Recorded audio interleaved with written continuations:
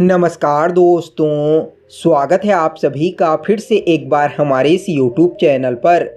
दोस्तों, जैसा कि आप सभी लोगों को मालूम है, भगवान श्री कृष्ण ने गीता के उपदेश में अर्जुन को यह बताया था कि इस सृष्टि में मौजूद समस्त प्राणियों की आत्मा मैं हूँ।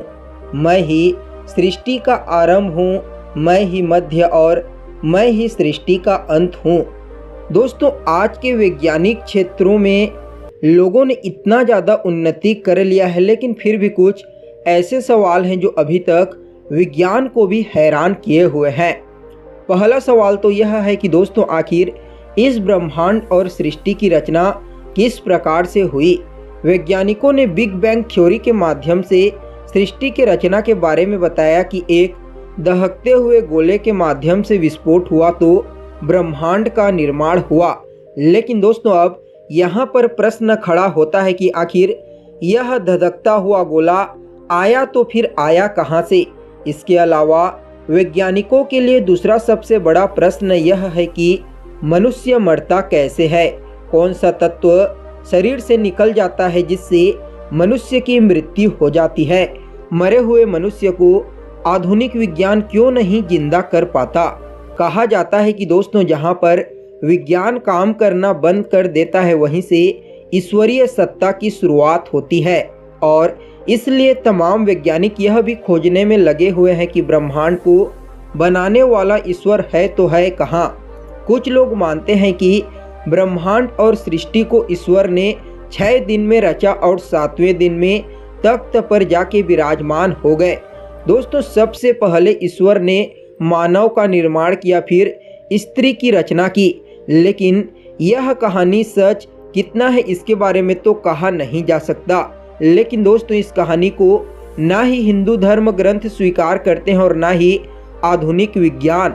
वेदों में सृष्टि रचना को बेहद ही वैज्ञानिक ढंग से समझाया गया है, इसलिए वेदों पर रिसर्च करके आधुनिक विज्ञान ब्रह्मांड की उत्पत्ति के सिद्धांत के काल के नज़दीक पहुंचने की कोशिश कर रहे हैं। दोस्तों, आधुनिक युग में ज़्यादातर लोग कहानी से ज़्यादा वैज्ञानिक सिद्धांतों पर विश्वास करते हैं। अभी पिछले साल ही अमेरिकी अंतरिक्ष एजेंसी नासा ने टेलीस्कोप के माध्यम से ब्रह्मांड की एक तस्वीर खींची, और यह तस्वीर जब दुनिया के सामने आई तो हर कोई भौचक्का रह गया। आखिर कैसी है यह तस्वीर और हर कोई भौचक्का क्यों रह गया, इसे देख करके जिसकी पूरी दुनिया में चर्चा है, सब जानेंगे आज के इस वीडियो में।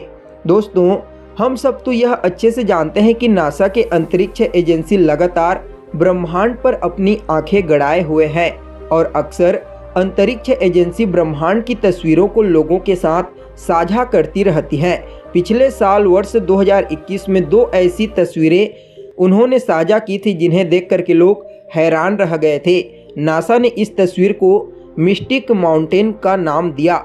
नासा के द्वारा साझा की गई इस तस्वीर के साथ एक दूसरी तस्वीर भी है जो वेदों में वर्णित गर्भदक्षयी भगवान विष्णु की है, जिनको योग निद्रा में विष्णु का शयनकार कहा जाता है।